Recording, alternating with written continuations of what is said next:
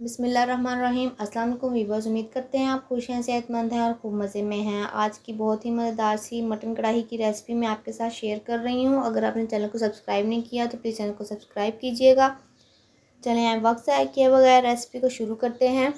एक कढ़ाई को चूल्हे पर रखेंगे और इसमें 1 कप ऑयल शामिल करेंगे। ऑयल डालने के बाद इसमें 2 से 3 फाइन चॉप प्याज शामिल करेंगे।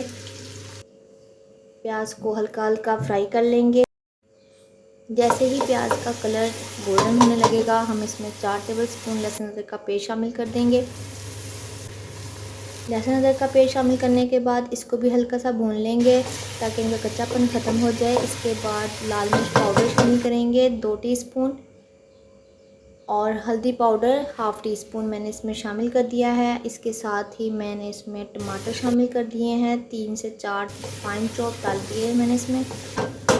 तो इसके साथ ही जब जैसे ही टमाटर भून जाएंगे तो मैंने हाफ़ केजी जो मटन है मेरे पास, मैंने वो शामिल कर दिया है और इसको भी मैं मसाले के साथ भून लूँगी।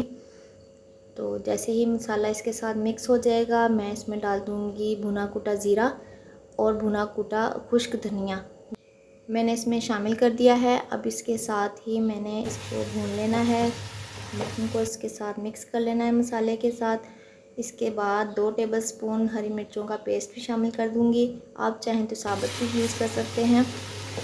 और इसके साथ ही मैंने 1.5 बाउल जो है वो पानी का ऐड किया है इसमें, ताकि गोश्त गल जाए।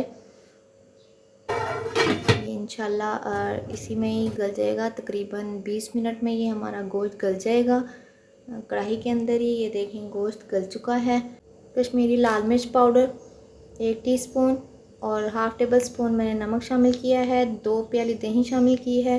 दही भी अपना पानी छोड़ेगी, ठीक है। और इसको भी हमने अच्छे से इसमें भून लेना है ताकि हमारी ग्रेवी जो है वो मज़ेदार सी बन जाए। कश्मीरी लाल मिर्च जो है हमने कलर के लिए ऐड की है। नमक भी आप अपने टेस्ट के हिसाब से डालिएगा, अब कम ज़्यादा कर सकते हैं, ठीक है। अब हमने इसमें थोड़ा सा पानी शामिल किया है ताकि इसकी जो ग्रेवी है, मसाला है, वो स्ट्रॉन्ग हो जाए।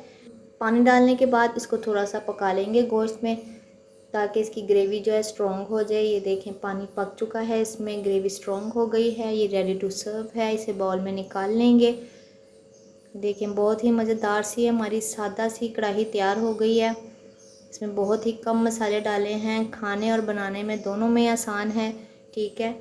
तो ये देखें मैंने अब इसको गार्निश कर दिया है अदरक से। लंबी कटी हुई अदरक मैंने डाल दी है इसके ऊपर और फिर मैंने लंबी कटी हुई मिर्चें भी शामिल कर दी हैं।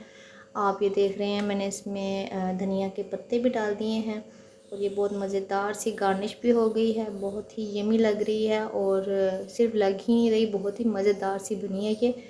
तो आप इसे ज़रूर ट्राई कीजिएगा और कमेंट सेक्शन में मुझे ज़रूर बताइएगा ये कैसी बनी है, ठीक है।